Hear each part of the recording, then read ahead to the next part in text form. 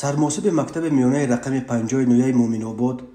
فاروق صبوروف با تصرف 34669 سومونی یا تقریباً $3300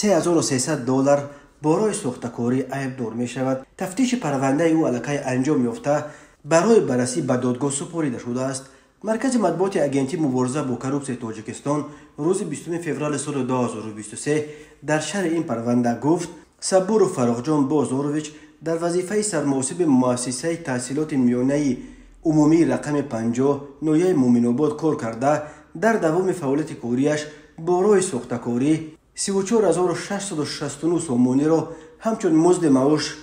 برزیاد به صورت حساب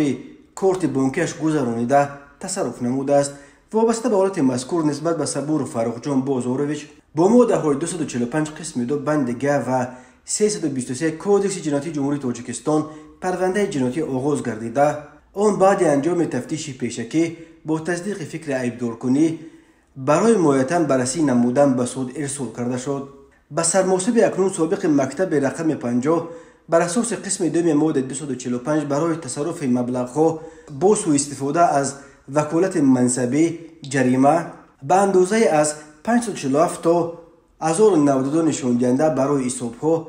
یا محروم ساختن اساس‌زاده به مدت از 3 تا 6 سال تهدید می کند. بر اساس ماده 323 برای سوختکاری خدمتی به صبوروف جریمه به اندازه از 250 تا 365 نشان دهنده برای حسابها یا کارهای اصلاحی مهنتی به مدت از 1 تا 2 سال یا محروم ساختن اساس‌زاده به مدت تا 2 سال تهدید می کند.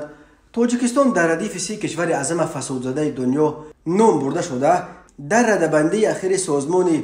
ترانسپرنسی اینترنشنال در بین 180 کشور در مقام 150 جای گرفته بود. مقامات تاجیکستان نیز به یک پدیده فراگیر تبدیل یافتن کروپسیا را در کشور اعتراف می‌کنند و برای مبارزه با این پدیده منفی هنوز سال 2007 اگنتی مبارزه با کروپسیا را تأسیس دادند، ولی این نهاد را بسیار وقت به آن ادعا می‌کنند که در راه مبارزه با کروپسیا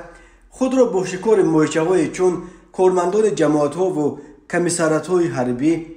و یا معلمان و محاسبان اندرمان کرده است و جرأت کار گرفتن با نهنگان بزرگ دریای فساد را که اکثرش در رده‌های بالای حکومت پشتیبان‌های قوی دارند کار ندارد.